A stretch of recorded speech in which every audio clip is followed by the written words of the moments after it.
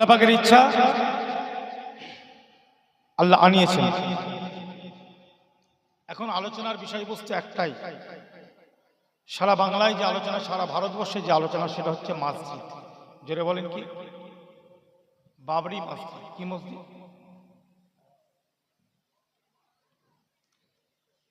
এখন আমরা জানি একটা মসজিদ যেটা ছিল বাবরি, সে মসজিদটাকে যেভাবে হোক, সবই তো আপনারা জানেন আইন কানুন কিভাবে কি হয়েছে, আর নতুন করে বলার দরকার লাগে না। সুপ্রিম কোর্টে কি হয়েছে না হয়েছে, বিচারক কি করেছে, কিসের ওপরে রায়টা দিয়েছে, বিচারটা দিয়েছে, সবই আমরা জনগণ জানি। তা এখন সেখানে একটা রাম মন্দির হয়ে গেছে, সুপ্রিম কোর্ট রায় দিয়ে দিয়েছে। অবশ্যই মসজিদ আমরা অন্তরে ভালোবাসি না, বাসি না, জোরে বলে। সে মসজিদ আমাদের ভিতরে আছে না নাই? কিন্তু কথা এই জায়গায়, আমরা ইন্ডিয়ান, আমরা ভারতবাসী, যে দেশে থাকি সে দেশের একটা আইন কানুন, ল অ্যান্ড অর্ডার সিস্টেম আমাদেরকে সামনে রেখে চলতে হবে। এখানে কিছু করার আছে কি? আর আজকে সুপ্রিম কোর্ট যে রায়গুলো দিয়ে দিয়েছে, যেমন বাবরি মসজিদের ব্যাপারে বলেন, 370 ধারা বলেন, তলাকের ব্যাপারে বলেন, সেই নিয়ে আমরা আমাদের মনের মধ্যে থাকবে, সেটা আলাদা কথা। কিন্তু আমরা মানুষের সামনে সেটাকে নিয়ে তর্ক বিতর্কতে যেতে গেলে একটু অসুবিধা আছে না? আইনত যদি মনে করে অ্যারেস্ট হতে পারি আমরা। কিন্তু সুপ্রিম কোর্ট যখন রায় দিয়েছে, তার উপরে আপনি কথা বলার কি? ভারতের সুপ্রিম কোর্ট মানে সুপ্রিমো পাওয়ার।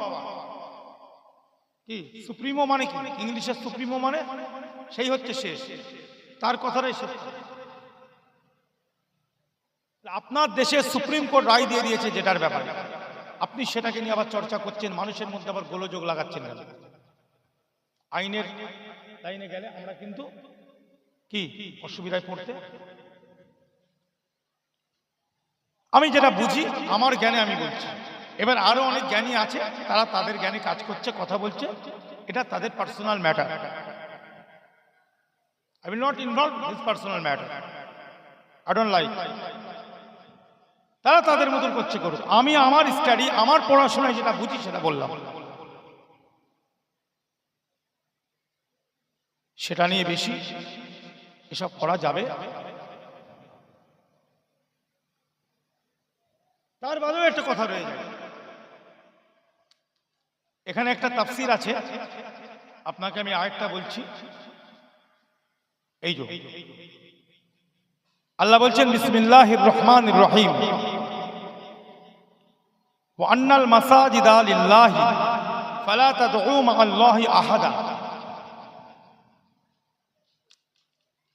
এই আয়াতুল কারিমাটা, এটা হচ্ছে সূরাতুল জিন, আয়াত নম্বর 18। আয়াত নম্বর কত জোরে বলেন? 18। বলছে অবশ্যই আল্লাহ বলছেন, এবং অবশ্যই মসজিদ হচ্ছে আল্লাহর জন্য। কার জন্য? ওয়া আন্না, এবং অবশ্যই, মাসাজিদা লিল্লাহ, মসজিদ সমূহ যেগুলো আছে ওগুলো কার জন্য? बेशक के सब मस्जिदों जो सब है अल्लाह का राय है, अल्लाह का फरमान जारी है। सब मसाजिदों जो सब है दुनिया पे, सब अल्लाह के लिए है। তাহলে মসজিদ আমাকে বানাতে হবে, মসজিদ তৈরি করতে হবে। ভিতরে কোনো দুনিয়া, কোনো চেয়ার, কোনো নেতা পাওয়ার পাবো, কোনো ক্ষমতা পাবো, পয়সার এখানে ব্যাপার, এসব নিয়ত থাকা মূল জায়গায় আসে। Point to be noted. মূল জায়গায় বোঝেন। হই হই করে শুধু চিল্লালে হবে না। কে হুজুর কি বললো, কে বক্তা কি বলে দিল, অমনি হই হই করছি না। কোরআন কি বলছে আগে বোঝেন। অবশ্যই মসজিদ সমূহ হচ্ছে লিল্লাহ, আল্লাহ বলছেন আল্লাহর জন্য। বলুন সুবহানাল্লাহ।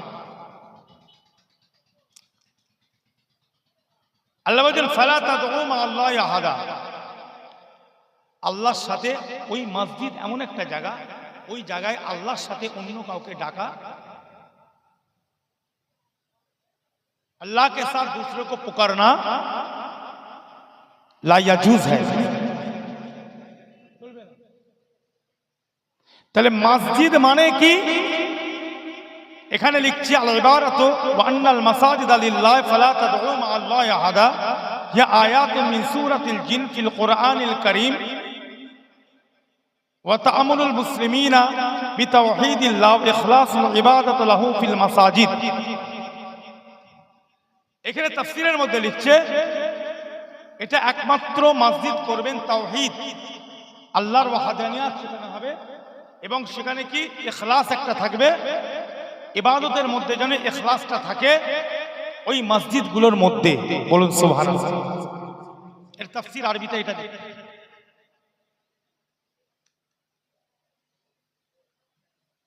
যাই হোক, এবার আরো অনেক তাফসীর আছে, আলাদা আলাদা তাফসীর করেছে। কোনটা বলছে শারহুল আয়া ফালা তাদউ মা আল্লাহ, আলাদা তাফসীর করেছে। আল মাআনিল মুস্তানবিতাত বলে আলাদা তাফসীর করেছে। তাওহীদুল ইবাদাতের আলাদা তাফসীর করেছে। ইখলাসুস সুজুদের আলাদা তাফসীর। এই বিরাট তাফসীর। আমি অত লম্বা চওড়ায় যেতে চাইছি না, আমি মূল কথাটা বলতে চাইছি যেখানে এই আয়াত থেকে আমরা যে শিক্ষাটা পাচ্ছি যে মসজিদ সমূহ কিন্তু আল্লাহর জন্য। এখানে অন্য কোনো নিয়ত ভিতরে থাকা চলবে, এখানে কোনো নোংরা টাকা লাগানো যাবে, এখানে কোনো হারাম সুদ ঘুষ কি বিভিন্ন মুশরিকি পয়সা, হারাম পয়সা, যে পয়সা আমাদের জন্য বৈধ নয়, এই পয়সা লাগানো যাবে ব্যাস। কেউ যদি মনে করে একটা কোনো ধর্মগ্রন্থ বা একটা কোনো ধর্মস্থান, পৃথিবীতে অনেক ধর্ম আছে না নাই বলে আছে তো, এটা মানুষকে একটু বোঝার দরকার আছে। পৃথিবীতে অনেক ধর্ম, যেমন ধরেন সিনেগগ, ইহুদিরা সেখানে তাদের ধর্মের কাজ করে, তাদের ধর্মতে যে আছে সেগুলো তারা ওখানে গিয়ে করে। যেমন ধরেন গির্জা, যেটা চার্চ, খ্রিস্টানরা সেখানে গিয়ে তাদের ধর্মের যেটা সেটা কাজ করে। টেম্পল, সনাতন ভাইরা তাদের ধর্মের সেখানে গিয়ে কাজ করে। গুরুদুয়ারা, পাঞ্জাবি যারা আছে তারা তাদের ধর্মের সেখানে গিয়ে কাজ করে। ধর্মস্থান তারা কোন টাকা দিয়ে বানায়, কিভাবে বানায়, তাদের ধর্মস্থান বানাতে গেলে কি কি নিয়ম কানুন আছে আমাদের কি জানার দরকার আছে? তাদের ধর্মস্থান তারা কি টাকা দিয়ে বানাচ্ছে না বানাচ্ছে, কিভাবে কি করছে না করছে, সেটা তাদের ধর্মের ব্যাপার, তাদের ফান্ডামেন্টাল ব্যাপার, তাদের ধর্মের মৌলিক ব্যাপার। এখন কোন মুসলমান বা কোন মানুষ, বিশেষ করে মুসলিম সম্প্রদায়কে আমি বলবো, তারা যদি বলে কেন অমুকের ধর্মস্থান অমুক হচ্ছে, তাহলে আমাদেরটা কেন হবে না? একজন আলিম যদি আপনি হন, একজন মুফতি যদি আপনি হন, একজন যদি মুফাক্কির আপনি হন, একজন যদি সত্যিকারের আল্লামা যদি আপনি হন, তাহলে আপনাকে একটু ভেবে চিন্তে কথা বলার দরকার আছে না? না অমুক মন্ত্রী অমুক জায়গায় অমুকটা করে দিচ্ছে, মন্ত্রী আমাদের জন্য একটা মসজিদ বানিয়ে দেন। আরে মন্ত্রীর পয়সাটা হালাল না হারাম তুমি দেখবে না? মসজিদ, মন্ত্রী অমুক ধর্মের ধর্মস্থান বানিয়ে দিচ্ছে বলে সেই মন্ত্রী তোমার মসজিদ বানিয়ে দেবে? তুমি সেই মন্ত্রীর টাকা নিয়ে মসজিদ দিয়ে সেই মসজিদে নামাজ পড়বে? তাহলে মুফতিদের কাছে ফতোয়া নিতে হবে। সব জায়গায় তুমি ধর্মের সাথে যদি রাজনীতির কালারকে যদি গুলিয়ে ফেলো, ঝামেলা আছে না? আমি কিন্তু একটা আয়াত বললাম, এখনো 3-4টে মসজিদের আয়াত, এটা আমি আর বেশি বলবো। একটাতে যখন কাজ সেরে যাচ্ছে আর 2-3টে দেওয়ার দরকার, জোরে বলে, এতেই কাজ সেরিয়ে দিচ্ছে। এদের ভালো করে ঘাগুলো একদম ওষুধ দিয়ে মিটিয়ে দিচ্ছে। দেখেন, অপারেশনে যাওয়ার দরকার। আশা করি আল্লাহ যদি হিদায়াত করে, কেন হিদায়াতের মালিক তো আমি নয়। কেন এখন আমি এই কথা বলবো, এরকমও কিছু উজবুক আছে শুধু বলছে ও অমুক, ও খারাপ, এ খারাপ। আরে বাবা, তোর মুসলমান কম ঠিক আছে, তুই নিজে তো খারাপ। তুই তো কমেন্টে গালিগালাজ করিস, তোর তো পেটে এলেম নেই। একটা ভালো কথা বললে সেটাই, আমি এই কথাটা বলছি, দেখবেন কাল থেকে আমাকে গাল দেবে কমেন্টে, বলবো অমুকের দালাল। আমি এখানে ওপেন বলে দিচ্ছি, এরা ইউটিউব করুক, আমি বলে দিচ্ছি এই ইউটিউবে আমাকে দেখবেন কতজন গাল দেবে। আমার মুসলমান দেবে, অন্য ধর্মের লোক দেবে, অন্য ধর্মের লোক দেবে। আমি কিন্তু কারো দালালি করিনি, কোনো পার্টির কথা বলিনি, কিচ্ছু করিনি। শুধু আমি মসজিদের একটা ব্যাখ্যা দিয়েছি, মসজিদটা কি, মসজিদ আল্লাহর ঘর বানাতে গেলে কিভাবে বানাতে হবে। এতেই দেখবেন আমাকে কতজন গালিগালাজ করে। আমি এটা ওপেন বলে দিচ্ছি, কত নোংরা নোংরা ভাষা বললাম। আর আমাকে গালি দিলে কোনো অসুবিধা নেই। দেখেন, আমার রাসূলুল্লাহ থেকে কি আমি বড়? আমার নবী পাকের থেকে আমি বড়? আমার সাহাবাদের থেকে আমি বড়? আমার চার ইমাম, চার পীরানি পীর, যত বড় বড় আউলিয়া কেরাম, আল্লামা রুহুল আমিন হুজুর, দাদা হুজুর, পাঁচ হুজুর, যত বড় বড় ছিলেন, তাদের থেকে তো আমরা বড় না। তাদেরকে মানুষ গালিগালাজ করেছে, নবী পাককে মানুষ গালিগালাজ করেছে, নবী পাককে মানুষ মেরেছে। যখন গালিগালাজ করে আমাকে, আমি তখন চিন্তা করলি আমার নবীর থেকে তো আমি বড় নয়। ভালো কথা বলতে গেলে, সঠিক কথা বলতে গেলে ওসব গালিগালাজের দিকে কান দিলে হবে না।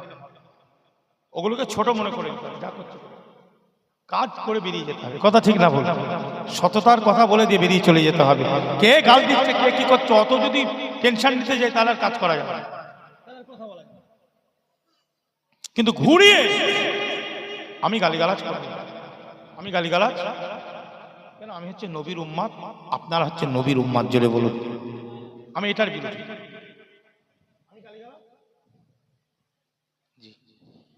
আমার আব্বাজান কুতুবউদ্দিন হুজুর, নামটা জানেন আপনারা? শুনেছেন নামটা? জীবনে অনেক খেদমাত এক সময় করেছেন। প্রায় 100 বছর বয়স। সমাজ কল্যাণমূলক, জনকল্যাণমূলক সংগঠনের মাধ্যমে প্রচুর খেদমত ফকিরের। এবং উনি এখনো অলসেট কনফারেন্স করেন, হিন্দু মুসলমানকে নিয়ে সভা করেন, শান্তির সভা, সম্প্রীতির সভা। দরকার আছে না নাই? সমাজে এগুলো দরকার নেই নাকি? অনেক কিছু কথা শুনেছেন, অনেকে ওনার সমালোচনা করেছে। দেখুন, কেউ যদি মনে করে আমি সকলের কাছে ভালো থাকবো, সে কিন্তু ভালো নয়। তার মানে সে মুনাফিক, সে হচ্ছে সবচেয়ে বড় মুনাফিক। আমি বলে দিচ্ছি, তার মানে গোল আলু, মানে হারামকেও বলছে ভালো, হালালকেও বলছে ভালো। তার মানে সে পাকা মুনাফিক। আর যে দেখবেন আল্লাহর জন্য কাজ করবে, নবীর জন্য, শরিয়াতের জন্য, জি, তাকে কিন্তু সবাই মেনে নেবে। আপনি যখন সমাজের বুকে এসে বলবেন গাঁজা খাওয়া চলবে না, মদ্যপান করা যাবে না, জুয়া খেলা চলবে না, মহিলাদের পর্দা করতে হবে,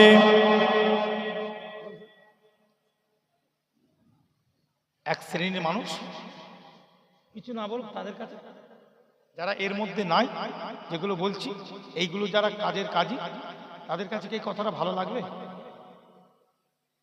তখন সে বলবে আম্মার হুজুরকে কেন এনেছিস, ওকে বাদ দে। কথাটা বুঝবে? তাহলে কি ইসলামের কথা বলা যাবে না? বলেন, বলা যাবে?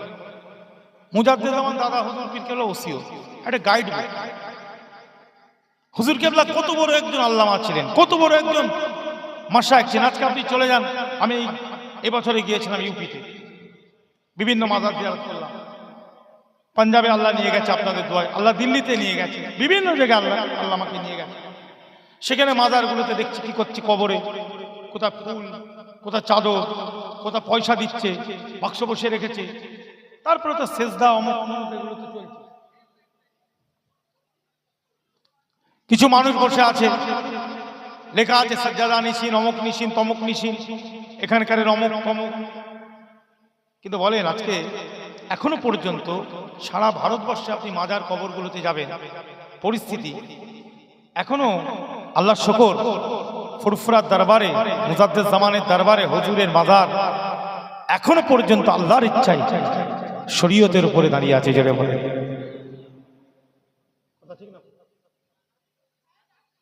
এখনো পর্যন্ত শিরিক বা বিদাতের ভূ আসেনি। কথা বলতে তো কথা এই জায়গাটায় সত্য কথা বলে যেতে হবে, সত্য কথা বলতে হবে। অতএব মসজিদ কার নামে করবেন, কি নামে করবেন, সেখানেও প্রশ্ন চিহ্ন একটা এসে যায়।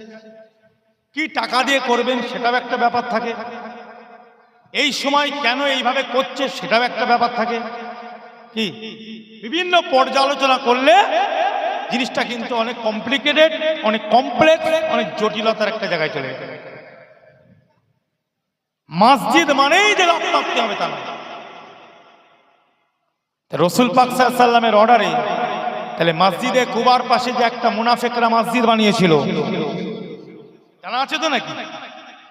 মসজিদে দেরার, জি, তাহলে ওই মসজিদটাকে রাসূল পাক সাল্লাল্লাহু আলাইহি ওয়াসাল্লাম আল্লাহ বললেন ওখানে হচ্ছে জেরার মসজিদ, ওখানে এই ব্যাপার চলছে। কুবা মসজিদটাকে নষ্ট করার চক্রান্ত, মুসলমানদের মধ্যে একটা তাফরিক করার চেষ্টা চালাচ্ছে, একটা ভাগ করার, একটা বিভাজন তৈরি করবে, সমাজের মধ্যে একটা ফিতনা তৈরি হবে।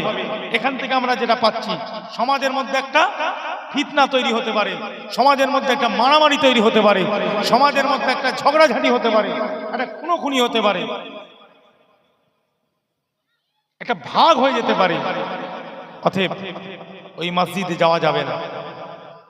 আল্লাহ রাসূল কিন্তু গেলেন, মসজিদটাকে পুড়িয়ে দেওয়ার হুকুম দেওয়া হয়েছিল। তাহলে আল্লাহর ঘরকে পুড়িয়ে দিয়ে যাচ্ছে কেন? মসজিদকে পুরানো যায়, কিন্তু মসজিদকে পুরানো হচ্ছে, ওখানে যাওয়া যাবে না। কেন? মসজিদ নামটা মসজিদ, কিন্তু ভিতরে নিয়তটা কি? নিয়ত এটা খুব ভালোভাবে এগুলো বুঝতে হবে আমাদের। আমাদের সাধারণ মুসলমান বিভিন্ন সমাজে আছে, এত এরা এটাকে নিয়ে শুরু করেছে, মানে মসজিদ মানে মনে করছে একদম ব্যাস মসজিদ মানে হয়ে গেল। কি নিয়ত, কি ব্যাপার, এসব দেখার দরকার না। অন্য ধর্মস্থানের সঙ্গে আমাদের মসজিদের যে মসজিদ যে ব্যাপারটা আছে, এটার সাথে গুলিয়ে ফেললে ভুল হয়ে যাবে। আমাদের একটা মসজিদ বানাতে গেলে তার অর্থটা হতে হবে পবিত্র, কথা ঠিক না? সর্বদিক থেকে একটা মাসলা মাসাইলের ব্যাপার আছে না নাই? একটা শরীয়তের বৈধ অবৈধর ব্যাপার আছে না নাই? তাহলে আল্লাহ যেন আমাদের হেফাজত করেন, আল্লাহ যেন আমাদের ঈমানকে হেফাজত করেন, আল্লাহ যেন বোধ শক্তি দেন, বলেন আমিন। মুসলমান অনেক বড় একটা কিন্তু চাল চলছে। নামাজের কথা, হুজুর আপনি জলসা এসছেন, নামাজের কথা বলেন, অবশ্যই নামাজটা পড়বো কোথায়? ঠিক রসুলুল্লাহর যুগে, রাসূল পাক সাল্লাল্লাহু আলাইহি ওয়াসাল্লামের যুগে যেমন কিছু মুনাফিক জুড়ে ছিল, এখন তো আমি দেখছি আমাদের এখানে কিছু মুনাফিক মুসলমানরা ঘুরছে। এরাই তো টাকার দালাল, টাকা খেয়ে তো আমাদের যে শান্তির জায়গাটাকে তো অশান্তি করে দিতে পারে। আর অশান্তি হওয়া মানেই তো ওদের কাঁধে চেপে, কাঁধে চড়ে ইসলামের দুশমনগুলো তো ঢুকছে, ঠিক না ভুল জোরে বলেন? যে মুনাফিক তখন ছিল, এখন আছে না নাই? আপনাদের কি মনে হয় বেড়েছে না কমেছে? আরো বাড়ছে, বুঝলেন? অতএব এই মুনাফিক থেকেও আমাদের সাবধানে থাকতে হবে, অপরকেও সাবধানতা করে দেওয়ার দরকার আছে। এই জন্য এই জায়গাটায় আমাদের বসা, আমরা বক্তারা এই জায়গায় বসে সাবধান করব, কোরআনকে সামনে রেখে, শরীয়তকে সামনে রেখে, কি সুন্নাত ইজমা কিয়াসকে সামনে রেখে আমরা তাদেরকে সাবধান করব, খুব সাবধান। মসজিদ বললেই, হুজুর বললেই, খানকা বললেই, দরবার বললেই, মক্তব বললেই, মাদ্রাসা বললেই যেন ছুটবে না। আগে দেখো নিয়ত কি আছে, টাকা কোথাকারের, কিভাবে করছে, কার জায়গা কি জুলুম করে নিয়েছে, কারো কি চুরি করে নিয়েছে না কি, সব দেখে তারপরে তোমরা সেখানে টাকা দাও। এটা জানাবার দরকার আছে না? আপনাদের কি মনে হয় এটা ভুল করে ফেলছে না? জানাতে হবে তো। আচ্ছা, এতক্ষণ পর্যন্ত আলোচনা করলাম, আমি কি কারো বিপদ করলাম ভাই? কারো নাম ধরে কথা বললাম যে এ দল, এ পার্টি, এ রাজনীতি, এ নেতা বললাম? কোরআনের কথাটা বলে আপনাকে একটা সাদামাটা বুঝাচ্ছি যে আল্লাহর মসজিদ তৈরি করতে গেলে আমাদেরকে একটু চিন্তা ভাবনা নেওয়ার দরকার। মাদ্রাসা তৈরি করতে গেলে, মক্তব তৈরি করতে গেলে, যে কোনো ইসলামের একটা জিনিস যখন আমি তৈরি করব, তাহলে আমাদের টাকা পয়সা সর্বদিকটা যেন ঠিক থাকে, স্থানটা যেন সেরকম থাকে, সেইভাবে আমাদের কথা বুঝতে। কেন আমরা কোরআনের জায়গায় বসে আছি? কোথায় ভাই মুসলমান ইমানদারেরা? আজকে আপনাদের কাছে আমি প্রমাণ দিব, কি হবে কি না হবে ওটা তো পরের কথা। হুজুর আগামীতে কি হবে হুজুর, ভারতের সংখ্যালঘু সম্প্রদায়দের কি হবে? আল্লাহ যেটা চাইবে সেটা হবে, এর বাইরে তো আর কোনো কথা বলা যাবে না। যাবে? প্যালেস্তাইনের মুসলমানদের থেকে কি আমরা বড় ইমানদার মুসলমান হয়ে গেছি? বলেন বলেন। প্যালেস্তাইনের বাচ্চা ছেলেগুলো, জওয়ান যুবকগুলো, প্যালেস্তাইনের মহিলাগুলো, বৃদ্ধ বৃদ্ধাগুলো এত দোয়া চাইছে, এত অত্যাচার তাদের উপরে, তাহলে বলছে চেষ্টা করতে হবে। চেষ্টা তারা করেছে না করেনি? করেছে না করেনি? সব রকমই তো চেষ্টা করেছে, ওদের যা ক্ষমতা আছে সেই ক্ষমতা অনুযায়ী। কেউ যদি ওদেরকে AK-47 মারছে, ওরা পাথর ছুঁড়েছে, ওদের হাতে পাথর আছে, পাথর ছুঁড়েছে, চেষ্টা করতে। বাদ বাকি কি করবে না করবে, কি হবে না হবে, আল্লাহু আ'লামু, আল্লাহই বেশি জানে। সাহাবায়ে কেরামরা রাসূল পাক সাল্লাল্লাহু আলাইহি ওয়াসাল্লামের কাছে বলতেন কোনো ব্যাপার, যখন জিজ্ঞাসা করা হতো হুজুরকে, সাহাবারা বলতেন কি, আল্লাহু ওয়া রাসূলুহু আ'লামু। হাদিস পাক খুলে দেখবেন এবার। কিন্তু আমরা যদি মুনাফিক না হই, আমরা যদি পরিষ্কার পরিচ্ছন্ন স্বচ্ছ মুসলমান হই, আমার আপনার দোয়াটা আল্লাহ কবুল করবে। করবে না বলেন? বিশ্বাস আছে না? কিন্তু স্বচ্ছ মুসলমান। মসজিদ থেকে নামাজ পড়ে বেরিয়ে পরে জুতো চুরি করবো?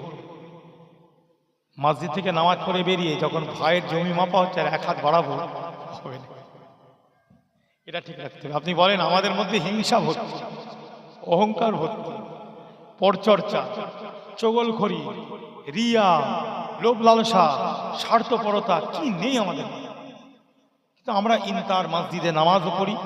আমার এক দিনে আল্লাহ টাকা দিয়েছে, একবার নয় 2 বার হজ করেছে, 3 বার উমরা করে চলেছে, কিন্তু খসলত যেকে সেই আছে। খসলতটা কিন্তু একই রয়ে গেছে, বুঝলেন? দেখেন নায়ক, অনেক সিনেমার নায়ক আছে জানেন না, তারাও কিন্তু হজ উমরায় যায়, যায় না? একটুকুই আপনার কি উল্টো বুঝে ফেলছেন নাকি? হুজুর আবার কি বলছে? আরে বাবা, মুসলমান নায়ক আছে না নেই ভারতে? তারা হজে যায় না, উমরায় যায় না? তাহলে সব তাহলে হাজি সাহেব নাকি? তাহলে টাকা আছে, হজে গেছে, উমরা করেছে, তোয়াফ করেছে, হাজি সাহেব হয়ে যাবে? হালাল হারামের ব্যাপার আছে না? হারাম পয়সা নিয়ে, নাজায়েজ পয়সা নিয়ে, 2 নম্বরই পয়সা নিয়ে যদি আল্লাহর কাবাকে কে তওয়াফ করে, তওয়াফ হবে? তাফসীর কি বলছে একটু বলবেন, ইমামরা কি বলছে বলবেন। আমি সব জানতে তা বলছি না, আলেম ওলামারা আছে, তারা এটা কেন তাকিদ করে। তাহলে যাকে তাকে কি হাজি বলা যাবে? সর্বক্ষেত্রেই। আরবে গেলেই, মদিনায় ঘুরে এলে যেমন হাজি বলা যাবে না, জি, আর কেউ যদি মসজিদ বানায় হট করে তার নামও করা যাবে না যে যে জান্নাতি একটা ঘর পাবে। কি বানালাও মসজিদান ফিদ দুনিয়া বানাল্লাহ বাইতান ফিল জান্নাত।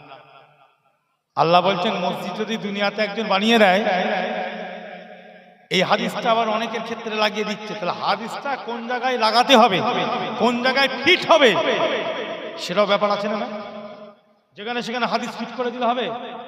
হারাম পয়সায় মসজিদ বানাচ্ছ, ফিতনার জন্য মসজিদ বানাচ্ছ, যাতে এলাকায় ফিতনা তৈরি হয়। তোমার নিয়ত হচ্ছে সেই, তোমার নিয়ত আল্লাহর ঘর নয়। কেন বলবে? নিয়তের খবর তো আল্লাহ জানে, আপনি কি করে জানলেন? তোমার কারনামা, তোমার চলাফেরার সিস্টেম, তোমার কথাবার্তায় ফুটে উঠছে তো। উঠবে না? উঠবে না? আচ্ছা বলে একজন নামাজি, আল্লাহ নামাজের ব্যাপারে কি বলছেন? ইন্নাস সালাতা তানহা আনিল ফাহশাই ওয়াল মুনকার, আছে না? নাই? অবশ্যই নামাজ কি করে? মানুষের অন্তর থেকে ফাহাশ, খারাপ যত নোংরা জিনিস নামাজ দূর করে। কে দূর করে? নামাজি না নামাজ? নামাজি না নামাজ? নামাজি আলাদা জিনিস, নামাজ আলাদা জিনিস। নামাজি হচ্ছে ফাইল, নামাজ হচ্ছে ফেল, ক্রিয়ার কর্তার ব্যাপার আছে না? নাই? তাহলে এবারে কেউ যদি নামাজ পড়ে 5 বছর, 6 বছর, 8 বছর, এখন সে মসজিদ থেকে বেরিয়ে যদি হিংসা, অহংকার, গীবত, গিল্লা, চগলখড়ি, রিয়া, লোভ লালসা, স্বার্থপরতা, মিথ্যা সাক্ষী, এগুলো যদি তার মধ্যে থাকে, ভালো করে কথা বুঝবেন, এইগুলো কিন্তু থাকে। তাহলে আপনি কি মনে করতে পারেন না যে আল্লাহর কোরআন অনুযায়ী যে নামাজ, সেই নামাজটা এটা হচ্ছে না? আমি কি মনে করতে পারি না? কেন আল্লাহ বলছে নামাজ তাকেই বলা হয় যে নামাজ তাকেই বলা হয় যে নামাজ যে পড়বে তার ভিতরে হিংসা থাকতে পারে, অহংকার থাকবে, চগলখড়ি করবে, গীবত করবে, পরচর্চা করবে, মিথ্যা কথা বলবে, হারাম খাবে, এতিম মিসকিনের মাল পেটে ভরবে। তাহলে ভালো করে বুঝুন, অতএব নামাজ পড়ে হুজুরে কালবের সঙ্গে নামাজ হচ্ছে। কেন আল্লাহ বলছেন নামাজ মানুষকে ভিতরে মানুষের ভিতরে নোংরা ফাহাদগুলো কি করে, যারা বাজে জিনিসগুলো নামাজ দূর করে। জোরে বলেন, এর তো এখনো দূর হয়নি। এ তো দেখছি যে কে সে, এ তো হজ করে এসেছে, এ তো দেখছি হজ করে এসে হারাম খাওয়ার বেরিয়ে দিয়েছে। উমরা হজ করে হারাম তো আরো বেশি খাচ্ছে। ভালো করে বোঝার চেষ্টা করবেন, কথা উল্টো বুঝবেন না। হ্যাঁ, ব্যাক ফ্ল্যাশ হবে, ব্যাক ফ্ল্যাশ বোঝেন তো, পেছন দিয়ে বাস্ট হবে। একটু বুঝে নিতে হবে কথাগুলো। এটা আমি বলছি না, কার কথা এগুলো? কার কথা? আল্লাহর কথা তো নাকি? আমার কথা না, আল্লাহ। তাহলে প্রত্যেকটা জিনিস আল্লাহর আমল যেমন করতে হবে, আল্লাহর ইবাদত গুলো সেগুলো একটু ভালোবাসা মহব্বতের সঙ্গে করার দরকার আছে না নাই? যেমন পীরের লাইন, হুজুরের লাইন, আলেমের লাইন, মুখে বললে আলেম নয়, মুখে বললে পীর নয়, মুখে বললে হুজুর নয়, তার কিছু সরছড়ায়ত আছে না নাই? আছে তো। সেগুলো যদি পাওয়া না যায় তাকে কি পীর বলা যাবে? তাকে কি মুজাদ্দিদ বলা যাবে? তাকে কি মুহাদ্দিস বলা যাবে? তাকে কি মুফাসসির বলা যাবে? জি না। ঠিক অনুরূপ নামাজি তাকে বলবো, আল্লাহ তাকে নামাজি বলতে বলেছে। মানুষ কাকে বলে জোরে নয়। কোন মৌলানা, মুফতি, হুজুর, পীর সাহেব কাকে বললো উনি ভালো না, ওটা দলিল নয়। দলিল হচ্ছে আল্লাহ যাকে নামাজি বলেছে তাকে আমরা নামাজি বলবো। সে নামাজিটাকে ভাই মুসলমান ইমানদারেরা, যার অন্তরের মধ্যে অহংকার থাকবে না। আল্লাহ নবী বলেন যাররা পরিমাণ, সরষে পরিমাণ কারোর ভিতরে যদি অহংকার থাকে, লা ইয়াদখুলুল জান্নাহ, সে জান্নাতে প্রবেশ করতে পারবে না।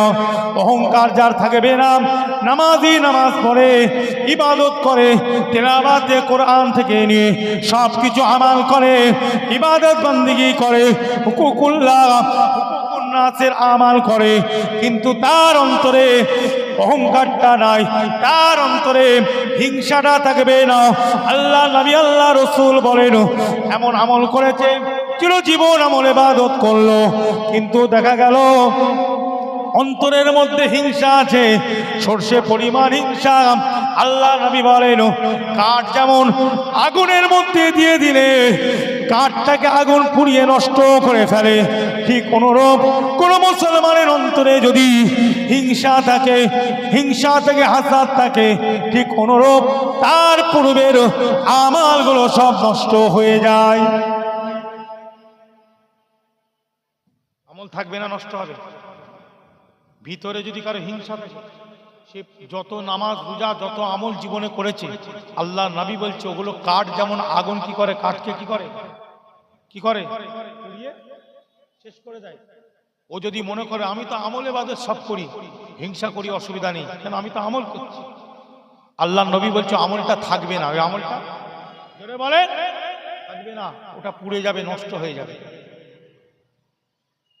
কথা বোঝেন? তাহলে একটা হচ্ছে নাফসে আম্মারা, লাওয়ামা একটা মধ্যখানে আছে, আর মুতমাইন্না আছে। তাহলে নামাজ পড়তে হবে কেন? অহংকারকে দমন করবে নামাজ। নামাজ পড়বো, এমন নামাজ আদায় করব আমার হিংসাটা নষ্ট হয়ে যাবে, আমার ভিতরে কোনো হিংসা থাকবে। এমন নামাজ পড়তে হবে ভিতরে কোনো রিয়া থাকবে না।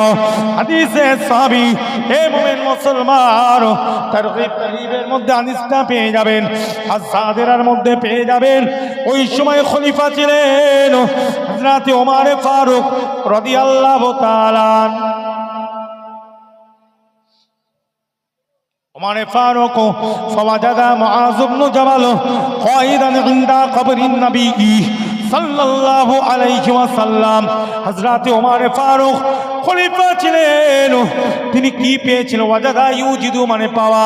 হুজুর কি পেয়েছিলেন? মুআয ইবনে জাবালকে পেয়েছিলেন কায়দান ইনদা কবরিন নবী সাল্লাল্লাহু আলাইহি ওয়াসাল্লাম।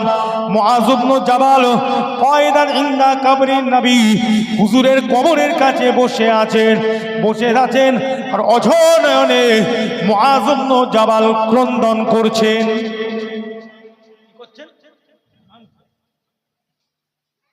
ইনদা কবরিন নবী সাল্লাল্লাহু আলাইহি ওয়াসাল্লাম। ওমর ফারুক খলিফার মতন খলিফা ছিলেন, লিডারের মতন লিডার ছিলেন, নেতার মতন নেতা ছিলেন। প্রজাদের পয়সা মেরে খায়নি। কথা বুঝে যাচ্ছে? প্রজাদের হক কোনোদিন নষ্ট করেনি। প্রজাদের হককে নষ্ট, প্রজাদের অর্থটাকে নিজের অর্থ বলে মনে করেনি। প্রজাদের হকটাকে নিজের হক বলে মনে করেনি। এই জন্য আল্লাহর নবী হযরত ওমর ফারুক হুজুরকে লাকাব দিয়েছিলেন ফারুক, মানে সত্য মিথ্যা হক বাতিলকে যিনি আলাদা করে দেন। জোরে বলুন, তাফরিক করে দেন। ওনার লাকাব ছিল ফারুক। সেই লিডার, সেই রাষ্ট্রনায়ক আল্লাহর নবী হযরত ওমর ফারুক রাদিয়াল্লাহু তাআলা আনহু। তার ব্যাপারে বলছেন, লাউ কানা নবিয়্যুন বাদি লাকানা ওমর ইবনুল খাত্তাব।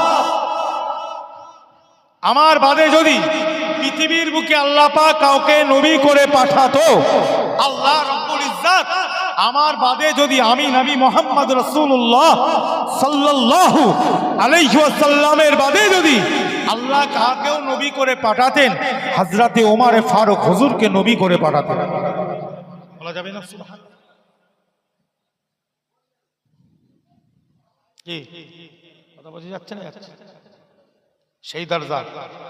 সেই দরজা হচ্ছে ওমর ফারুক হুজুরের। অনেক এরকমও কুরআনের আয়াতুল কারিমা নবী পাকের উপরে নাজিল হয়েছে।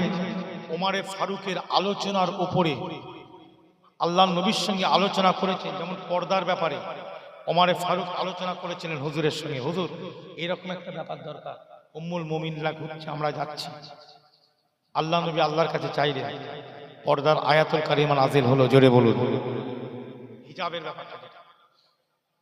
এরকম অনেক ক্ষেত্রে ওমর ফারুক হুজুরকে বলেছেন বিভিন্ন ব্যাপারে।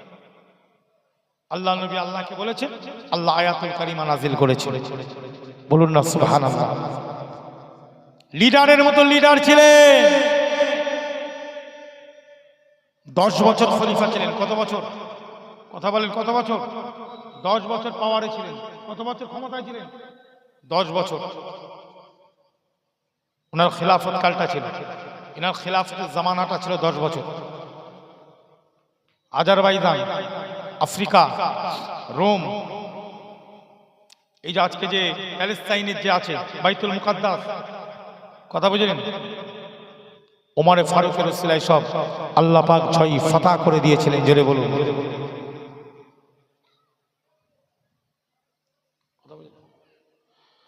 সেই ওমর ফারুক রাদিয়াল্লাহু তাআলা আনহু, ওমর ফারুক রাদিয়াল্লাহু তাআলা আনহু কি পেয়েছিলেন? মুআয ইবনে জাবালকে হুজুর পাক সাল্লাল্লাহু আলাইহি ওয়াসাল্লামের কবরের কাছে বসে মুআয ইবনে জাবাল কাঁদছেন, ক্রন্দন করছেন। একজন খলিফা যদি এই অবস্থায় পায় আর একজন সাহাবীকে, তাদের মধ্যে কত মিল মহব্বত ছিল। আর আমাদের শুধু একজন আর একজনের উপরে বিরুদ্ধে কথা বলা, একজন আর একজনকে গালিগালাজ করব, একজন আরেকজনের বিরুদ্ধে খিলাফে কথা বলবো, এই ছাড়া আমাদের আর কিছু। আর যত আগে যা ছিল ছিল, এখন এই কমেন্ট আর এই ফেসবুক হয়ে, মানে ফেসবুকের কমেন্ট যদি আপনি খোলেন, ওতে আমার মনে হয় ভদ্র ভাষা নেই। আপনি যদি একটা কথা দলিল দিয়েও বলেন, গালিগালাজ নয়, আপনাকে দেখবেন তলায় একদিন গাল দিয়ে দিয়েছে, ও কোরআনকেও গাল দিচ্ছে। মানে আমি আম্মার সিদ্দিকী বলেন, বা আমার পূর্বে যে মুফতি সাহেব ছিলেন আব্দুল কাইম সাহেব, বা আমার বাদে আব্দুল মতিন সাহেব, বা আরো যারা বক্তা আছেন, আপনি যদি একটা দলিল ভিত্তিক কথা বলে বুঝান, গালিগালাজ নয়, কিন্তু সেই দলিলটা যদি কোনো এইরকম মুনাফেক মার্কা মাল, মুরতাদ মার্কা কিছু মাল আছে না নাই সমাজে, মুরতাদ মুনাফেক মুলহিদ আছে না নাই, এখন এদের যদি বিরুদ্ধে কথাটা চলে যায় কি, কিন্তু সেটা শরীয়তের কথা, আপনাকে দেখবে নিচে একটা কমেন্টে গাল দিয়ে দেবে। কিন্তু ওই গালিটা যে ও বক্তাকে দিচ্ছে না, ও যে কোরআনকে দিচ্ছে ও জানে না। কাকে দিচ্ছে জোরে বলে? আমি যে আপনার কাছে আলোচনা করছি, এই পর্যন্ত যে কটা আলোচনা করেছি, কিছু কোরআন কিছু হাদিস আছে না এর মধ্যে?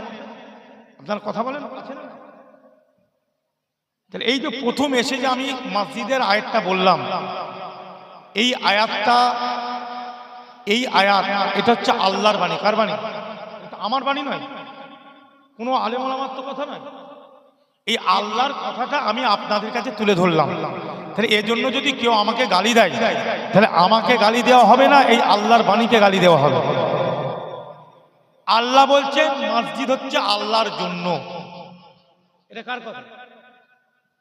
এ কথাটা কার? এটা তো আমার কথা নয়। তাহলে তাহলে আল্লাহর জন্য যে ঘরটা বানানো হবে, মসজিদ মানে সাজদার জায়গা, সেই ঘরটা বানাতে গেলে যে মানুষটা পয়সা দেবে বা অর্থ দেবে, যা কিছু করবে এইটার জন্য, কতটা সঠিক, কতটা সততার ব্যাপার আছে না নাই, জোরে বলে আছে না নাই? অন্য একটা জিনিসের সঙ্গে আপনি আপনার আল্লাহর ঘরকে কি এক করে ফেলবেন, মিলিয়ে ফেলবেন সব ব্যাপার? ওরা ওই টাকায় করে, আমি ওই টাকায় করব, ওরা এইভাবে করে, আমি এইভাবে করব। ইসলাম ধর্মের একটা আলাদা সিস্টেম, মাসালা, একটা তরিকা, একটা শর্ত, একটা শারাইত আছে না? যা ইচ্ছা তাই বলে দিলে হয়ে যাবে, একটা বলে দিলে হয়ে গেল। আপনি মুফতি নয়, আপনি কিছু নয়, আপনি উঠে ফতোয়া মারছেন কেন? কোথা থেকে আপনি ফতোয়াটা দিচ্ছেন? আমাকে তো বোঝাতে হবে। আপনি তাহাতাবি কিতাবটা পড়েছেন? পড়েছেন তাহাতাবি কিতাব? তাহাতাবি কি সাবজেক্টের কিতাব বলতে হবে, ফতোয়া দিচ্ছেন যখন বলতে হবে তো নাকি? আমি আপনার কাছে, আপনি মৌলানা ভাড়া করে কথা বললে হবে না, পেছনে মৌলানা ভাড়া করে রেখেছে, নিজে পারবেন না মৌলানা। আপনি যখন ফতোয়া দিয়েছেন, আপনাকে উঠে কাউকে না জিজ্ঞাসা করে বলতে হবে তাহাতাবি কোন সাবজেক্টের কিতাব বলতে হবে, বাজ্জাজিয়া কোন সাবজেক্টের কিতাব বলতে হবে। কথা বলছি, আমি দুটো নাম বললাম, এখন তো অনেক আছে। তাতার খানিয়া, ফতোয়া কাজী খান, দুরুল মুখতার, রদ্দুল মুখতার, কি আছে না? তাহলে আপনি ফতোয়া দিচ্ছেন, আমার মনে হয় অত কিতাব ছেড়ে দেন, আপনাকে তো মিনিমাম ফতোয়া সিদ্দিকিয়া বা ফতোয়া আমিনিয়াটাও পড়ার দরকার, সেটাও তো পড়েনি। ঘোড়ার আন্ডা, ওটাও তো পড়ুনি তুমি, ঘোড়ার আবার আন্ডা হয়? কেন বললাম এই কথাটা? তার মানে ওই যে ফতোয়া দিচ্ছে সে ওই অবস্থা হয়ে গেছে, ও ঘোড়ার আন্ডা বলছে, কিন্তু ঘোড়ার আন্ডাই না। কি বলছি কথা বোঝা যাচ্ছে না? আকলমান কে ইশারায় কাফি। ফতোয়াবাজি করা চলবে না, ফতোয়াবাজি করা চলবে না। আল্লাহর কোরআন, আমি ফতোয়াবাজি করতে আসি, আমি কেন ফতোয়াবাজি করছি? আমি বলছি আল্লাহর কোরআন এটা লেখা আছে, আল্লাহর ঘর, আল্লাহর মসজিদ আল্লাহর জন্য হবে, ওই জায়গায় আল্লাহ ছাড়া কাউকে ডাকা যাবে, জোরে বলেন, আল্লাহ ছাড়া কাউকে ডাকা, ওখানে আল্লাহ ছাড়া কিছু নয়, তাহলে যেটা আল্লাহ ছাড়া কাউকে ডাকা যাবে না যে ঘরে, সেই ঘরটা বানাতে গেলে অর্থটা কি সুদের ঘুষের 2 নম্বরই অর্থ দিয়ে বানিয়ে দিলে হবে? আপনারা কমন মাইন্ড কি বলেন, সাধারণ ব্রেন কি বলে? এটা যুবকদেরকে বুঝতে হবে। এটা কোরআনের কথা বলছে। কার কথা? আবার বলছে এটা কার কথা? আবার বলছে এটা কার কথা?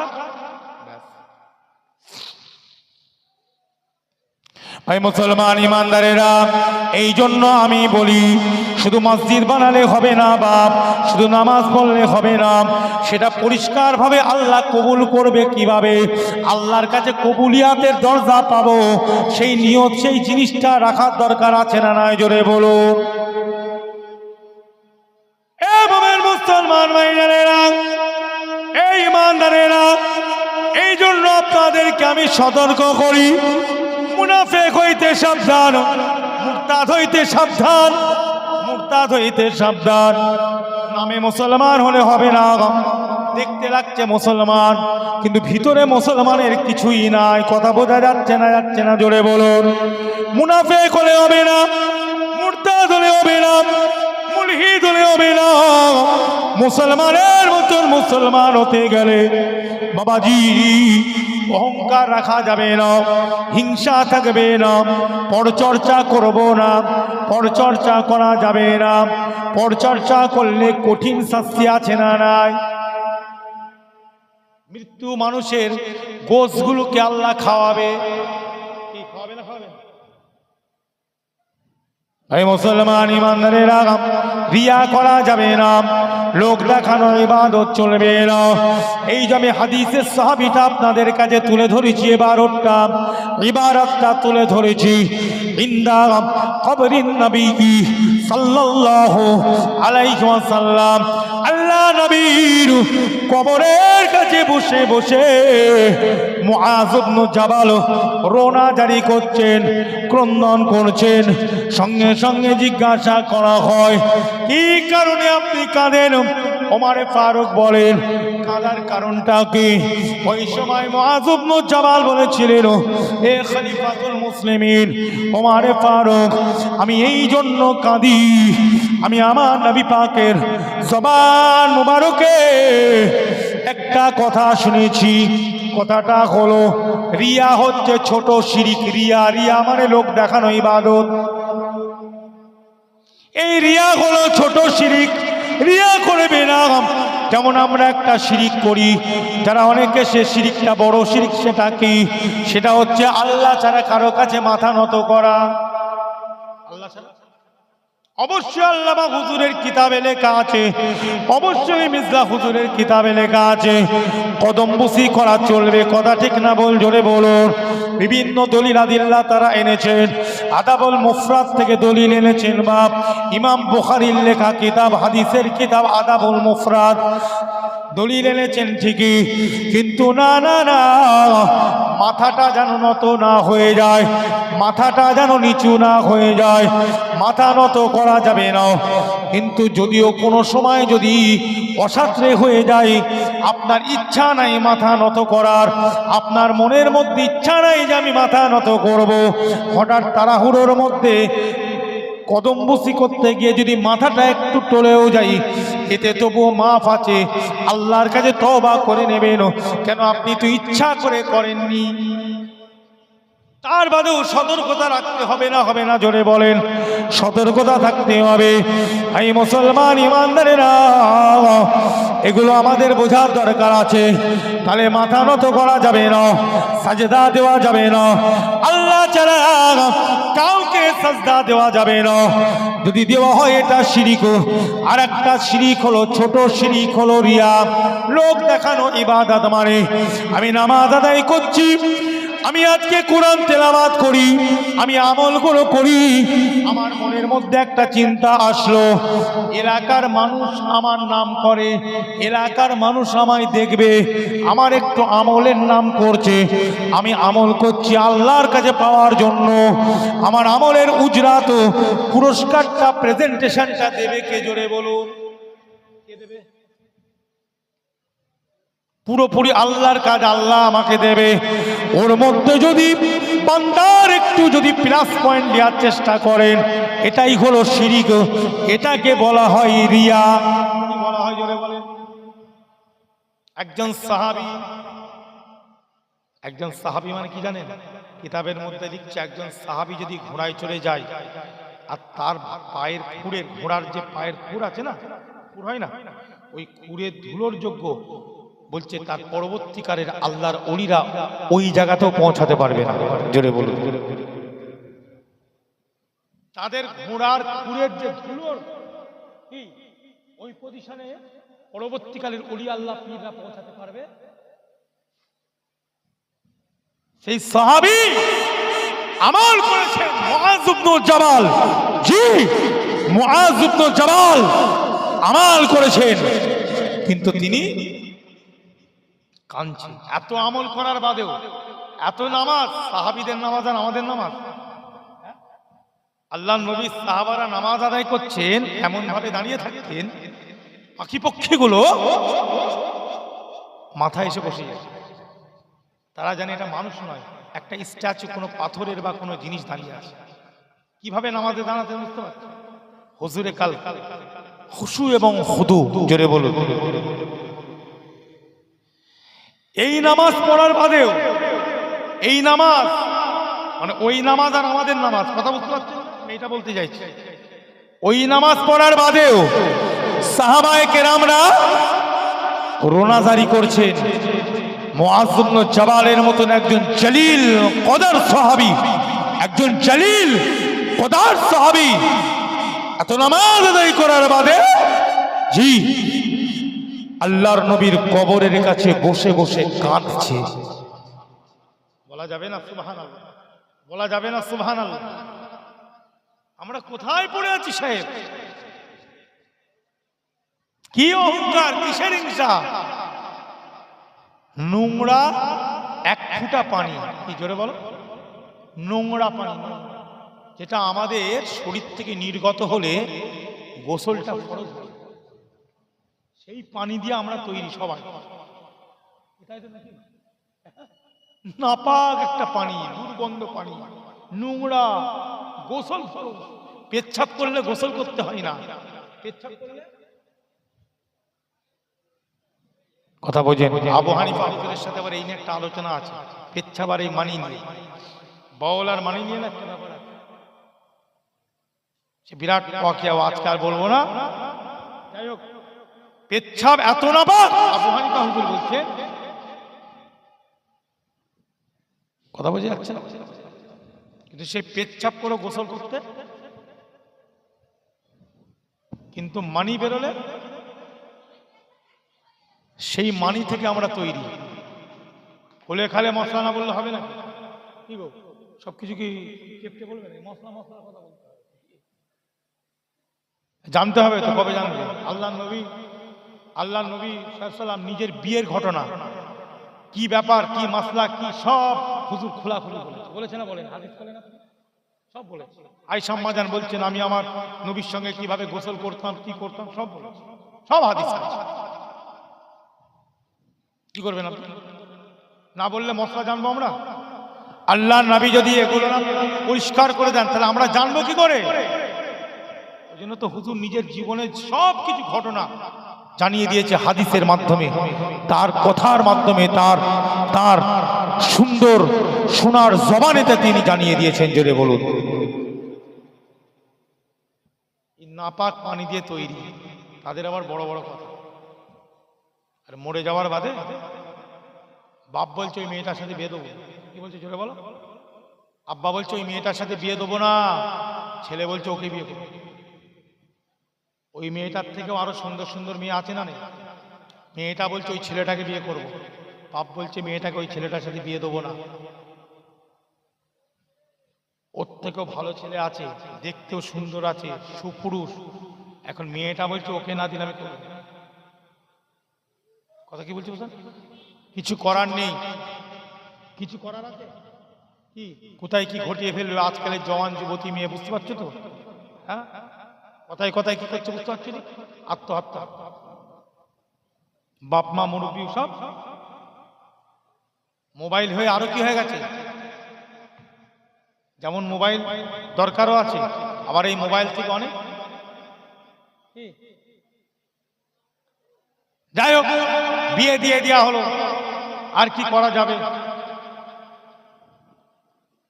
এই বিয়ে দেওয়ার বাদে দুজনের মহব্বত, কি টান মহব্বতের, কি ভালোবাসা। আল্লাহকে যদি, নবীকে, কোরআনকে যদি এরম ভালোবাসত, শরীয়তের আইনগুলোকে যদি ভালোবাসত, তাহলে তো আল্লাহর ওলি কি রাবিয়া বাস্তি হয়ে যেত। কথা ঠিক না ভুল জোরে বলো। এই টানটা যদি কোরআনের প্রতি হতো, এই টানটা যদি পর্দার প্রতি হতো, এই টানটা যদি নামাজের প্রতি হতো, এই টানটা যদি শরিয়তের মাসলার প্রতি হতো, তাহলে তো রাবিয়া বাস্তির লাইনে চলে যেত, ঘরে ঘরে রাবিয়া বাস্তি হয়ে যেত। টান চলে গেছে অন্য জায়গায়। ভালোবাসা আছে, কিন্তু ভালোবাসাটা দিয়েছে যে জায়গায় দেওয়ার সেখানে না দিয়ে মেন লাইনে আনাতে কট লাইনে চলে গেছে। ভালো রাবিয়া বাস্তি হতে পারলো না, বিয়ে হয়ে গেল। এখন এই স্বামী স্ত্রীর মধ্যে একজন যদি মারা যায়, এত ভালোবাসা, এই চৈত্র মাসে, বৈশাখ মাসে, জ্যৈষ্ঠ মাসের গরমে যদি মরে, ভাই গরমে 2 দিন 3 দিন যদি রেখে দেওয়া হয়, আস্তে আস্তে পচবে না, আরো টাটকা হবে। কথা বলে টাটকা হবে। এখন আবার বেরিয়েছে ইলেকট্রিক ফ্রিজ, তাই তো নাকি? ও বাইরে আছে, প্লেনে করে আসবে, ছেলে একদিন রেখে দিয়ে ছেলেটাকে দেখাতে হবে সুগার রোগে মরেছে। কি রোগে? সুগার রোগে মরা মানে ডাক্তারি মতে, মেডিকেল লাইনে বলছে বেশিক্ষণ লাশ রাখা যাবে, জোরে বলে যাবে না, ফেটে ফুটে বেরিয়ে পড়তে পারে। কি মেডিকেল লাইন বলছে এটাকে? আল্লাহর ইচ্ছায় সবকিছু হতে পারে। আমি মেডিকেল লাইনে বলছি ভুড়ি টুড়ি ফেটে বেরিয়ে পড়তে পারে। অতএব সুগার রোগীদেরকে বেশি রাখা ঠিক নয়, এটা মেডিকেল সাইন্স। এখন এই গরমে যদি মনে আরো কঠিন, ঠান্ডাকালে মরলে তবু লাইন আছে, ঠান্ডাকাল অসুবিধা নেই। আর গরম পচা গরমে মরলে কি? জি। এখন ওই জন্য কি হয়েছে, সব ফ্রিজ বেরিয়েছে। কি বেরিয়েছে ওরা বলে? লাশ রাখা ফ্রিজ।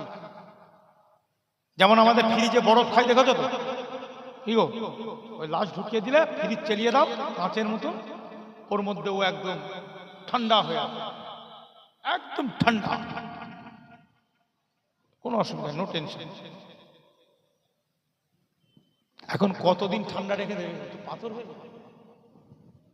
এখন ওই মহব্বতের বউ ভালোবাসা করে বিয়ে করলো, সে বলছে আর দেরি করিস নি, তাড়াতাড়ি পুঁতে দে। মহব্বত কোথায় গেল? আল্লাহকে মহব্বত করলে, কোরআনকে যদি এই মহব্বতটা যদি আমরা দিতে পারতাম, আল্লাহর মহব্বত, ওই জিনিসটা যদি আল্লাহর প্রতি মহব্বতটা দিতে পারতাম, নবীর প্রতি যদি মহব্বতটা দিতে পারতাম, শরিয়াতের প্রতি যদি মহব্বতটা দিতে পারতাম, দুনিয়াতেও ভালো হতো, কবরেও ভালো হতো। আল্লাহ পাক ডান হাতে আমলনামাটা দিয়ে দিতে।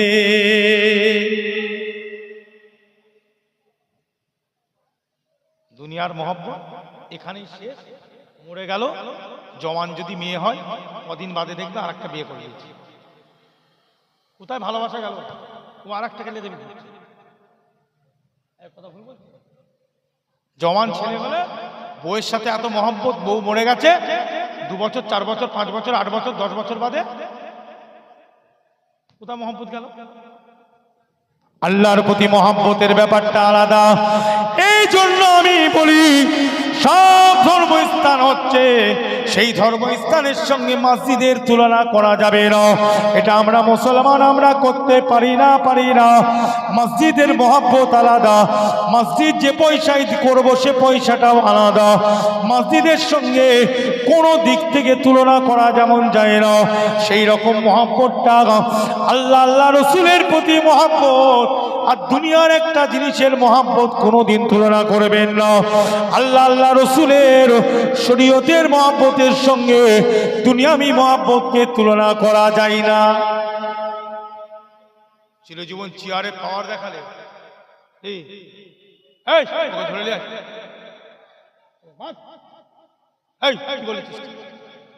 আছে না এরকম মানুষ, এই ছেড়ে দে, এই বুঝতে দিবি নি, কালকে যেন কাজ সাবার হয়ে যাবে। নিজেরা করতে যাবি নি, রিক্স হয়ে যাবে। কদিন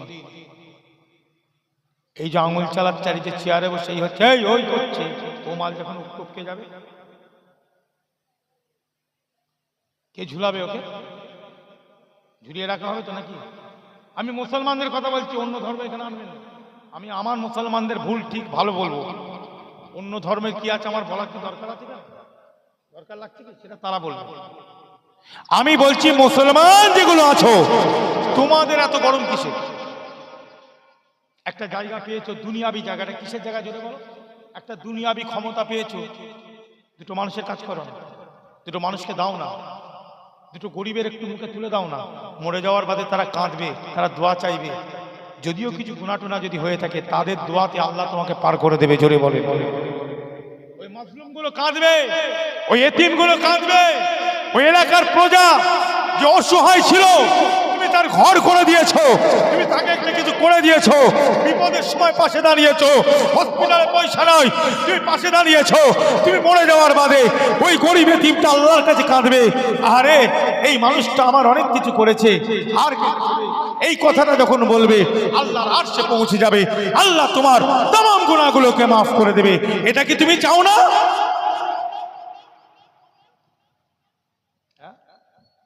উপরন্তু আরো বদদোয়া ঘাড়ে নিচ্ছ। একটা পার্সোনাল ক্রাইম, একটা social crime. Listen to me please audience. Personal crime যদি কেউ করে, অনেকে আমল করেন, ইবাদত করেন, আছে না নাই আমাদের মধ্যে? জোরে বলেন আছে? কমতি আছে, করেনি, আমল করেনি, জওয়ানকালে অনেকে আমল আমরা করিনি, অনেকে এরকম আছে।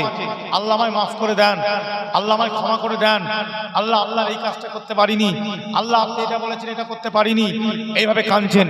আল্লাহ বলছে চাইলে আমি ক্ষমা করে দিতে পারি, কিন্তু শিরিক করবি না। আল্লাহ কি বলেছে? শিরিক আমি ছাড়া অন্য কাউকে কারো কাছে মাথা নত, আমি সব গুনাহ মাফ করবো আমি চাই। আর একটা গুনাহ কি কঠিন, وَإِذْ أَخَذْنَا مِيثَاقَ بَنِي إِسْرَائِيلَ لَا تَعْبُدُونَ إِلَّا اللَّهَ وَبِالْوَالِدَيْنِ إِحْسَانًا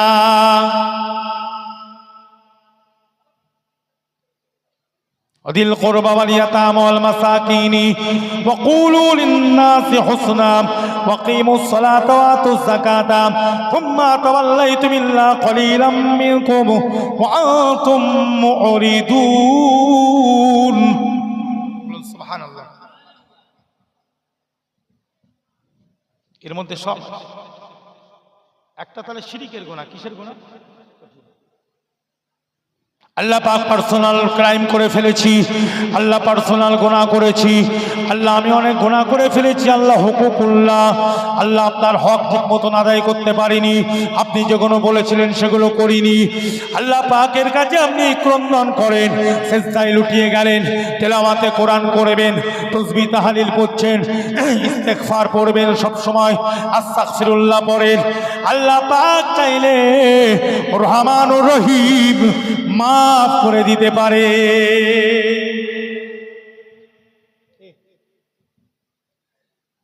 কিন্তু ওয়াবিল ওয়ালিদাইনি ইহসানা, আল্লাহ বলেন মা বাপের সঙ্গে ভালো ব্যবহার করতে হবে, মা বাপকে কষ্ট দেওয়া যাবে না, হুকুকুল ওয়ালিদাইন করা যাবে না, মা বাপের নাফরমানি করা যাবে না, মা বাপকে দুঃখ দেওয়া যাবে না।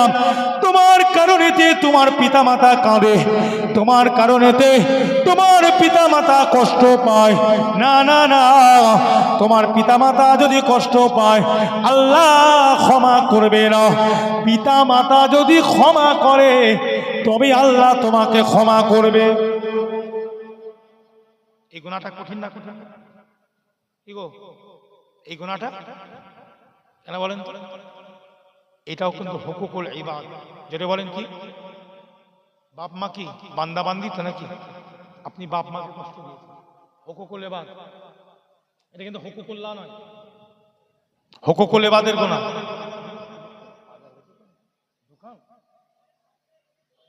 দোকানে তো দূরে বসা, আগামী বছর থেকে দোকানগুলো দূরে বসা থাকে, কথা ঠিক না? একদম কাছাকাছি হয়ে গেছে না, চেঁচামেচি। হুকুকুল ইবাদ, বাপ মা কি, বাপ মা কি জি মাল হাক্কু ওয়ালিদাইনি আলা ওয়ালাদিহিমা আল্লাহ রসুল বললেন হুমা জান্নাতুকা ওয়া নারুক। বলা যাবে সুবহানাল্লাহ। মা বাপের মধ্যে হক, সন্তানের প্রতি প্রশ্ন রাসূলুল্লাহ সাল্লাল্লাহকে আল্লাহর নবী জবাব দিলেন, মা বাপ সন্তানের জন্য জান্নাত, মা বাপ সন্তানের জন্য জাহান্নাম। দুনিয়াতে যদি মা বাপের সঙ্গে ভালো ব্যবহার করো, দুনিয়াতে যদি মা বাপকে কষ্ট না দাও, দুনিয়াতে যদি মা বাপ তোমার কথায় তোমার কাজে যদি খুশি থাকে, এমন মুসলমান ইমানদারেরা, মা বাপ তোমার উপরে খুশি, তোমার কাজে তোমার কর্মে তোমার কথায়, সেই জন্য আল্লাহ তোমাকে, তুমি সন্তান তোমাকে জান্নাতি করে দেয়। মা বাপকে রাজি করতে হবে। তুমি যত বড়ই পণ্ডিত হও, আমি যত বড়ই বক্তা হই, আমি যত বড়ই মুহাদ্দিস হই, আমি যত বড়ই মুফাসসির হই, আমি যত বড়ই হুজুর পীর হই, মা বাপ যেন আমার পরে, মা বাপ যদি নাজায়েজ হারাম কাজে লিপ্ত থাকে, কোনো হারাম কাজ করে, সন্তান কি মা বাপকে মারতে পারবে? আমার কথা বলছি না, মাসলা বলছি। মা বাপ যদি একটা খারাপ কাজ করে, মানে শরীয়ত বিরোধী কাজ মা বাপ করছে, সন্তান কিন্তু তার গায়ে হাত দিতে পারবে? পারবে? পারবে না। বোঝাতে হবে, মা বাপকে বোঝাতে হবে, মা বাপের ওই নীতিটা নেওয়া যাবে, ওই নীতিটা, খারাপ যে হারাম জিনিসটা নেওয়া যাবে ওটা নেব, কিন্তু মা বাপকে আপনি বেইজ্জতি করতে পারবেন? মা বাবার সঙ্গে বেয়াদবি করতে পারবেন? মা বাপকে মারধর করতে পারবেন ছেলে হয়ে? পারবেন না। আবু হুরায়রা হুজুরকে আল্লাহর নবী বলছে, তোমার মা অন্য ধর্মাবলম্বী হলেও, আবু হুরায়রা হুজুর বলছেন, আমার মা হুজুর একটু অন্য লাইনে, আমার লাইনে নেই, তবু আবু হুরায়রা তুমি তোমার মায়ের সঙ্গে খারাপ ব্যবহার করবে না, তোমার মায়ের সঙ্গে বিয়াদবি করবে না। আমি দোয়া চাইছি, আমি দোয়া চাই আল্লাহ যেন তোমার মাকে হিদায়াত দান করে। জোরে বলে, হিদায়াত নাই কিন্তু মা বাপের সঙ্গে খারাপ ব্যবহার করা যাবে?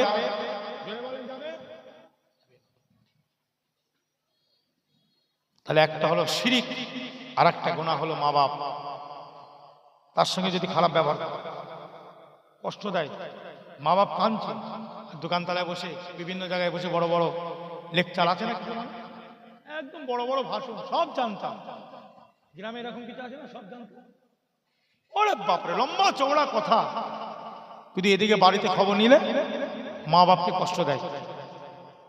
কি সন্তানের ব্যবহারে কথায় মা কাঁদছে, বাপের চোখে পানি এসে গেছে, আর এদিকে বাইরে একদম এমন ভাবে ঘুরছে যেন ভাজা মাছ উল্টে খেতে জানে না, এমন চালচলন, একদম যেন সুফি সদরুদ্দিন। অত সহজ নয়। তৃতীয় নম্বর, এই যেটা আমি বলছিলাম,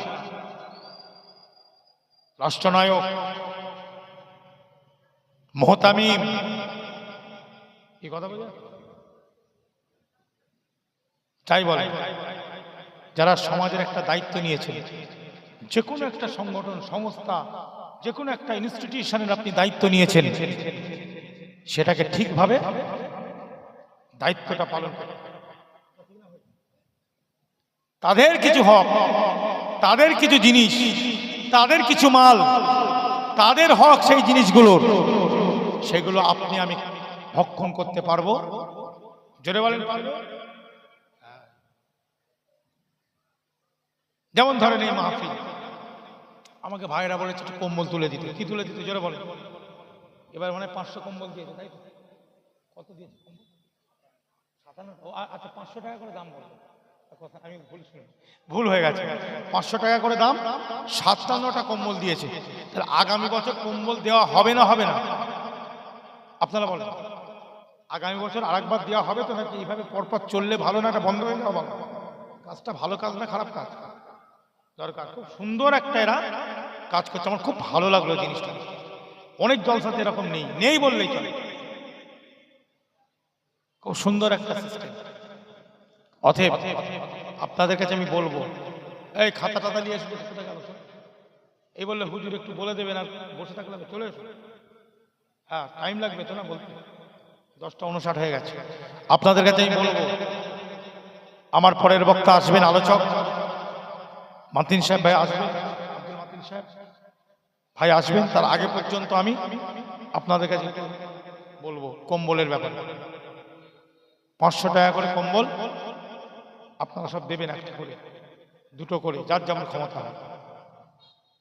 জি, আগামী বছরের জন্য অনেকে দিয়েছেন, যারা কিছু দিতে চান একটু আমাকে বলবেন, দেওয়া হবে। কেউ যদি নাম বলেন বলবো না, নাম নাও বলবেন, অসুবিধা নেই, কিন্তু একটু ওয়াদাটা করবেন ভাইদের কাছে, ভাইদের কাছে ওয়াদাটা করবেন যে একদম দিয়েছি। কেন এই ভালো জিনিস এটা চালু রাখার দরকার আছে না নাই? আছে না নাই? এই যে দেওয়া হচ্ছে, এই যে একটা কমিটি আছে এই মাহফিলের, আছে না না? আমি যেটা বোঝাতে চাইছিলাম, কমিটি আছে তো। প্রত্যেক জিনিসের যে কমিটি, সেটা সংগঠন হোক, সেটা মাহফিল হোক, সেটা মাদ্রাসা হোক, সেটা মক্তব হোক, সেটা এতিমখানা হোক, যে কোনো ব্যাপার হোক, সেটা মসজিদের কমিটি হোক, হিসাব ঠিক রাখার দরকার আছে না নাই? কেন? জনগণের পয়সা। কার পয়সা? জনগণ। হুকুকুল এবাদ। এই জনগণের পয়সা একটা যদি এদিক ওদিক হয়ে যায়, এটা হুকুকুল এবাদ, বান্দার ব্যাপার। মাফ না করলে মাফ হবে না।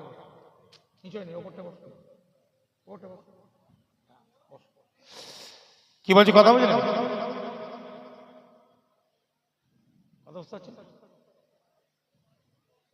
ভাই এসে গেছে খাতা নিয়ে, আপনাদের কাছে একটু বলবো।